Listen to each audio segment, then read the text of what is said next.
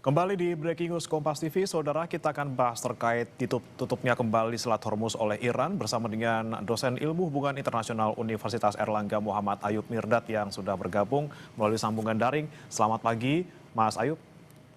Iya, selamat pagi Mas Breman. Ya, Mas Ayub, dinamika di Timur Tengah ini kemudian membuat kita naik turun ini ya moodnya ya, karena yang awalnya kita lihat sebagai sesuatu yang positif gitu ya, semua pihak optimis karena Iran membuka kembali Selat Hormuz, tapi kemudian Amerika Serikat kekeh tidak mau buka blokade, sampai akhirnya Iran menutup kembali Selat Hormuz gitu ya. Anda melihatnya ini sikap masing-masing negara seperti apa? Karena Amerika Serikat kita lihat kekeh tidak mau buka blokade, sementara Iran meresponnya dengan menutup kembali karena melihat tidak ada niat baik dari Amerika Serikat untuk juga membuka blokade. Seperti apa Anda melihatnya? Baik, menurut saya ini bagian dari proses negosiasi. Karena dalam setiap negosiasi ada elemen-elemen. Salah satu elemen yang paling penting adalah daya tawar dari setiap pihak. Dan daya tawar atau bargaining power dari Iran di sini salah satunya selain senjata atau uranium nuklirnya itu salah satunya Selat Hormuz. Nah, Selat Hormuz buka dan menutup dan dibuka dan menutup itu setiap hari atau setiap minggu terjadi. Karena itu salah satu tekanan dalam negosiasi ini bahwa Iran menunjukkan dan kami tidak mungkin menang dalam perang dengan Amerika Serikat. Kenapa saya katakan begitu? Karena barusan tadi malam ada pernyataan dari Bakir Kalibaf, Ketua Parlemen Iran, secara jelas dia tulis bahwa kami tidak sekuat secara tentara militer seperti Amerika Serikat dan juga begitu dengan Israel. Tapi mereka punya daya tawar yang cukup kuat. Salah satunya itu Selat Hormuz. Ketika tekanan Amerika Serikat meningkat, mereka juga tutup Selat Hormuz dan menunjukkan bahwa kami punya bargaining power tersebut ini untuk bukan hanya Amerika saja, tapi secara global akan terganggu. Jadi ini menurut saya bagian dari negosiasi bahwa apa yang ada dalam proposal dari Iran, dari Amerika Serikat, Iran tidak akan secara gampang akan terima. Dan begitu sebaliknya kalau Amerika Serikat punya power yang cukup besar, daya tawarnya itu salah satu tekanan blokade yang terjadi saat ini di Selat Hormuz terhadap Iran, bahwa kami punya kekuatan militer paling besar di dunia. Kalau selat ini tetap tertutup, kami akan menekan Iran. Jadi sekarang tekanan Amerika Serikat lebih ke ekonomi karena strateginya berubah dari serangan udara masuk ke laut. Nah, kalau kita lihat Iran ini salah satu negara yang cukup tahan di bawah sanksi yang puluhan tahun ini. Walaupun ada tekanan ekonomi seperti ini dari Amerika Serikat, Iran sebenarnya bisa resilient, bisa tahan dan tidak secara gampang akan menyerah. Jadi menurut saya ini bagian dari proses negosiasi untuk bargaining antara dua pihak ini. Ketika ada tekanan lebih besar dari Amerika Serikat, Donald Trump bilang kami akan ambil uraniumnya, tidak akan beri kembalikan apapun ke Iran. Iran langsung tutup selatnya. Nah, kalau kamu katakan begitu, kami juga punya power seperti ini. Nah, artinya ini akan terjadi sampai proses negosiasi ini bisa selesai atau ada kesepakatan antara mereka dua pihak atau dua negara tersebut ini. Masalahnya ini salah nggak menurut Anda langkah dari Amerika Serikat dengan terus menekan Iran, walaupun Iran kemudian sudah mulai melunak dengan membuka kemarin secara sementara, seharusnya Amerika Serikat juga bisa memanfaatkan dong ini situasi Iran yang sudah melunak untuk bisa paling tidak maju ke negosiasi tahap 2. Seperti apa Anda melihat langkah Amerika Serikat ini? Sebenarnya negosiasi masih berlangsung, tapi bukan dibuka layar atau tetap tatap Backdoor ya muka. berarti ya? Backdoor, back channel negosiasi masih ongoing, belum belum betul tidak selesai, masih ongoing dan itu bagian dan paling penting dalam negosiasi di balik layar. Karena setelah kalau mereka sudah sepakat, baru akan mereka muncul di depan layar dan media akan sampaikan apa kesepakatannya mereka.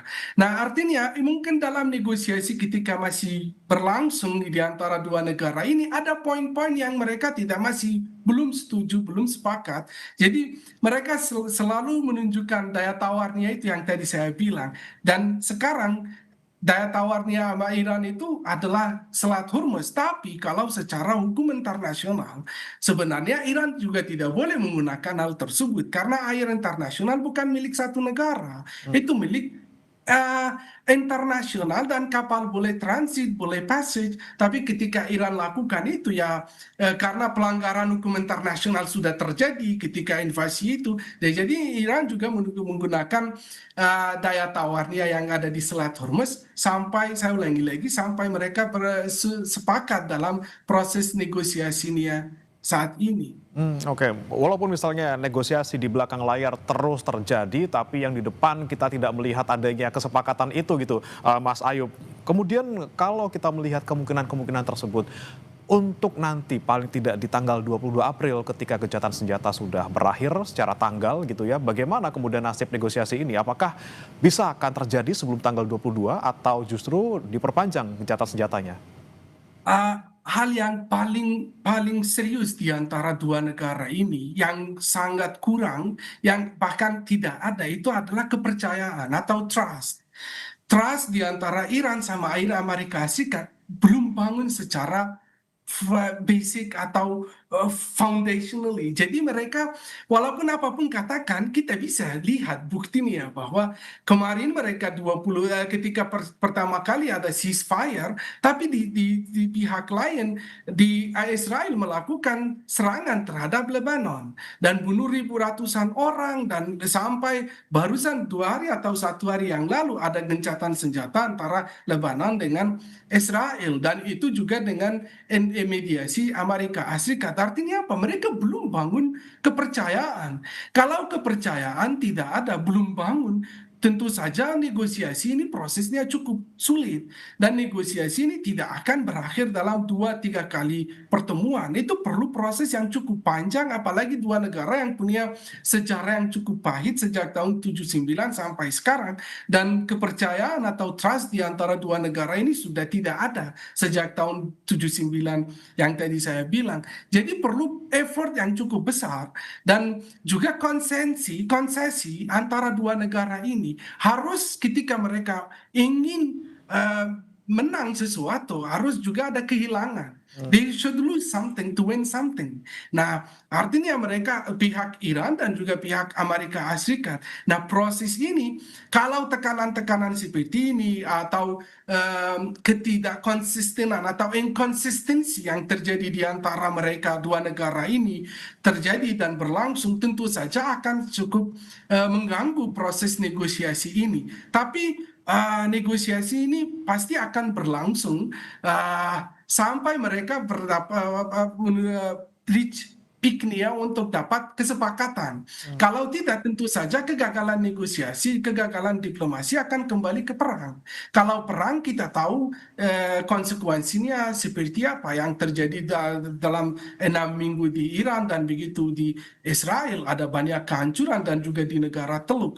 Jadi harus ada konsesi dan hal yang paling pertama itu harus bangun kepercayaan dan yang selalu melanggar itu Amerika Serikat. Tahun 2015 ketika sudah ada jaminan, sudah mereka sepakat Iran dengan pemerintahannya Obama, tapi tahun 2017 itu Donald Trump yang keluar dari kesepakatan tersebut dan sampai sekarang Donald Trump adalah yang ketika kembali lagi mulai hubungan dengan Iran semakin buruk. Jadi Iran susah percaya kata-kata dari Amerika Serikat. Nah itu yang menurut saya cukup sulit ya dalam negosiasi ini adalah kepercayaan.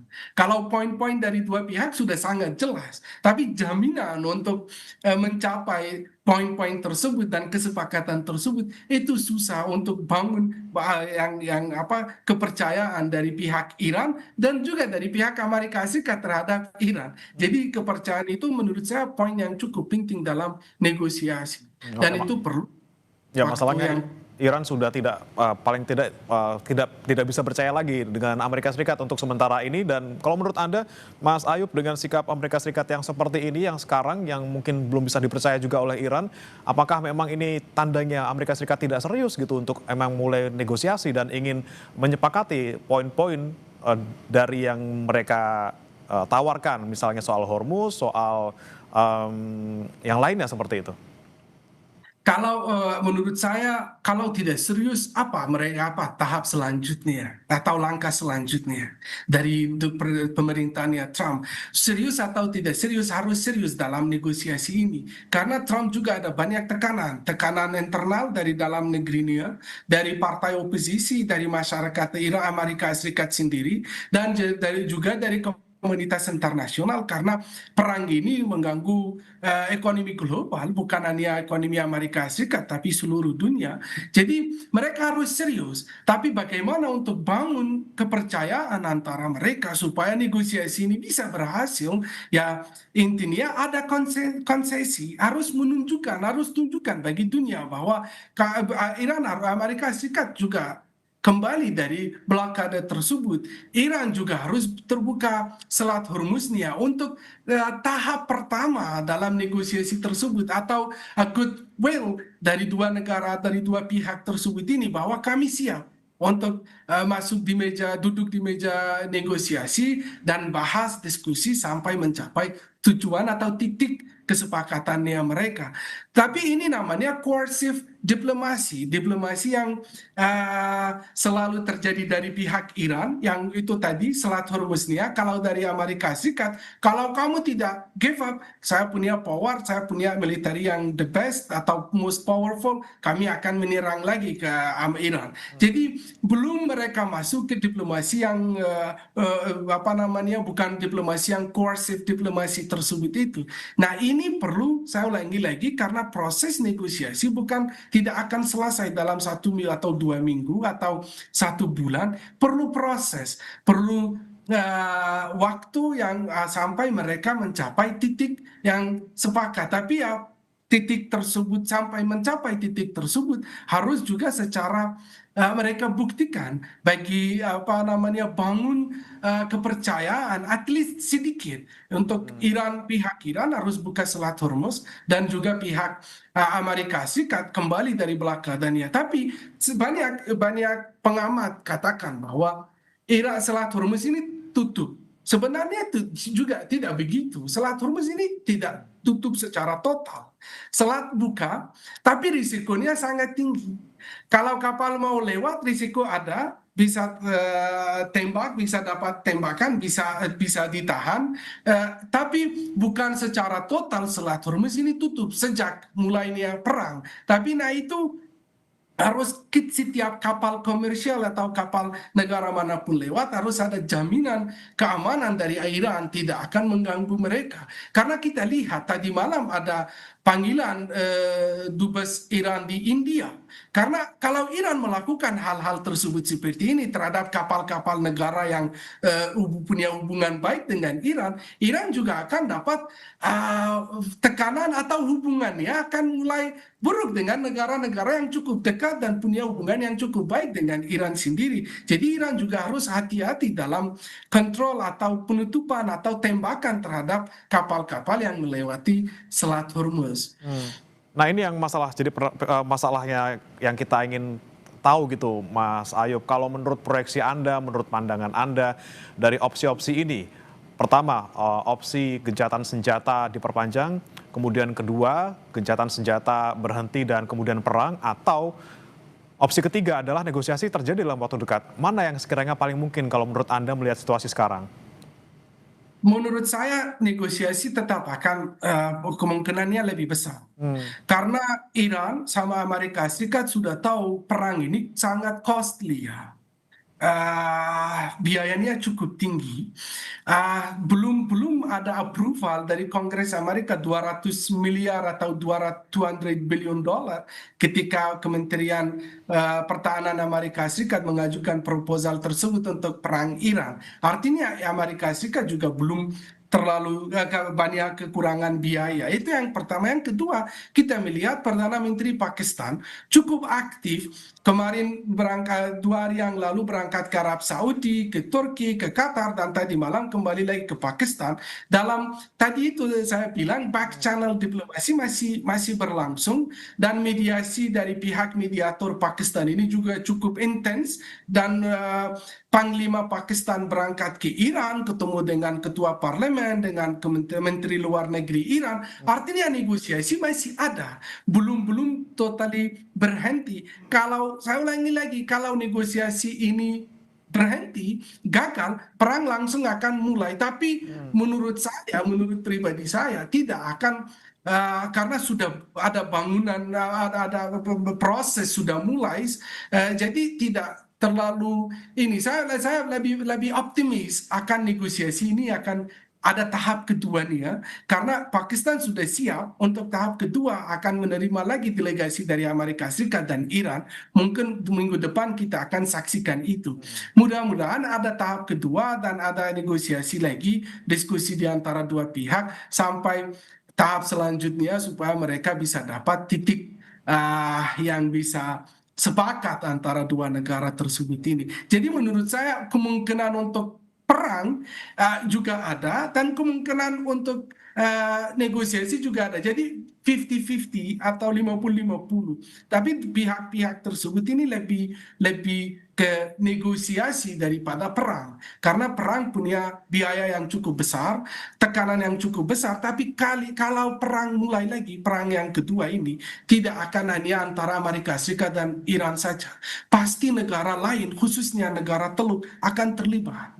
Akan terlibat, dan ini bisa perang regional, bukan hanya perang antara Amerika Serikat dan Iran. Dan konsekuensinya akan lebih besar, lebih berbahaya, dan sangat costly bagi dua pihak tersebut ini. Oke, mungkin kalau secara angka kita bilang negosiasi 55%, perang 45% gitu ya. Ada kemungkinan dua-duanya tapi mungkin lebih mengarah ke negosiasi. Tapi masalahnya Mas Ayub, ini negosiasi kan tentunya banyak ganjalannya, terutama yang mengemuka adalah soal Hormuz dan juga uranium. Kita akan bahas usai jeda. Mas Ayub tetap bersama kami di Breaking News Kompas TV, saudara.